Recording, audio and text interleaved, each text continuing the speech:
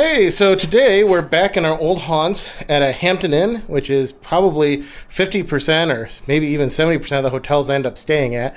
I've been a big Hilton Honors person since 2008, and so I just thought that I would give how I feel about this in comparison to the two other non-Hilton branded places I've stayed. And so this is the Hampton Inn at Peachtree Corners in Atlanta, or near Atlanta, Georgia. And this part is kind of actually feels like they're importing some of the things, unfortunately, in my mind, from the True and the Spark. But with some of the darker colors that I tend to like, the rest of it is pretty modern Hampton Inn. I don't know if this is new. The outside doesn't look really new, and the elevator, it's the only thing that's kind of similar to some of the other places we've talked about where it's a little old seeming. But the interior here looks like they redid it from the ground up just about. We got pretty new styles, at least in my mind. And again, you know, we got these colored hooks for the coats and stuff. So I am a little disappointed that I think they are bringing over stuff from the even lower end stuff places. And then this door here could be a little better painted. I don't know, it looks like they missed a little bit.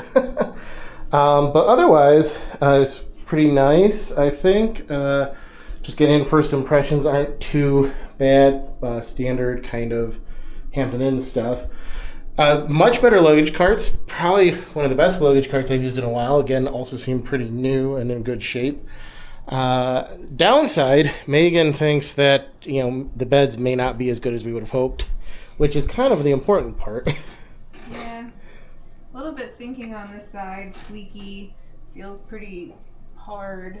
The pillows feel nice. I mean, the bed overall, this is fine. There's no drawers or anything here, which I kind of like sometimes to throw stuff in to get it off this little area, but other than that... Yeah, it's decent. I think it is. They're going, like I said, a little bit for the fact that the Hampton Inns are almost always $30 to $50 more a night than the True and the Spark.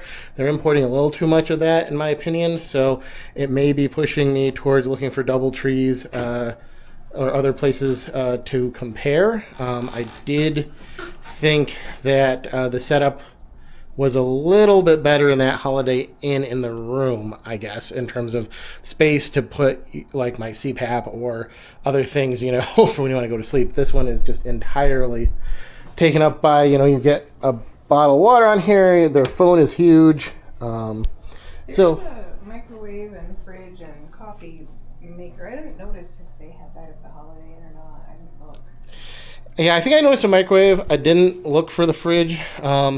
But I'm going to say that this is one of those situations where I am very comfortable with the Hilton properties. You know, being a Diamond member, I get the 2 bottles of water or whatever.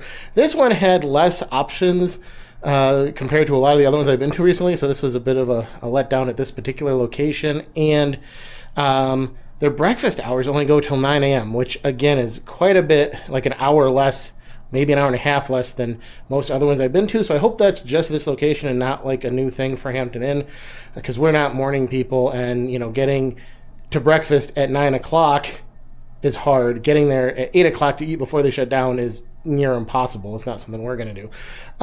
So anyway, mixed bag here. You know, I think Hampton Inn is okay. Is it worth what they're charging now?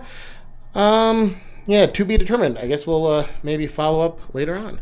And apparently something that I shouldn't be knocking the Holiday Inn for is the thermostat. Maybe this is just the way things are now. They tell you that the thermostat is on the wall, but controls the thing, but the thing doesn't even have power, doesn't even turn on. So that's another thing that I don't think it should have in common. I would avoid that commonality with the Holiday Inn, or at least I wouldn't say go look at a non-functional thermostat, because it's not. Yes, it doesn't sound like it's haunted. It doesn't make like weird squealing noises so far. And, you know, very similar kind of controls, pretty straightforward. So we'll see if that manages to even try and keep a temperature. At the Holiday Inn, it was completely hot, or completely cold. Basically on heat or off. So unfortunately I didn't go and do more of this on video, but here's a photograph as the sun's going down at sunset in the parking lot of the Hampton Inn. And there's not too much more to say about it. The Hampton Inn's temperature control and HVAC seemed to work just fine, didn't make any noises, and it was a Hampton Inn. There's not too much more to say. If you've been to one, you could just transplant that to this location. And I kind of listed the benefits and the negatives that I saw as certainly in comparison to previous stays at Hampton Inns. Overall, I think this is a 7.5 on the TUG scale, a perfectly acceptable Hampton Inn to stay at, but maybe not the location or setup that I would look for going forward. But if you like the traditional hotel Hampton Inn, a perfectly good place to stay, and I think good value.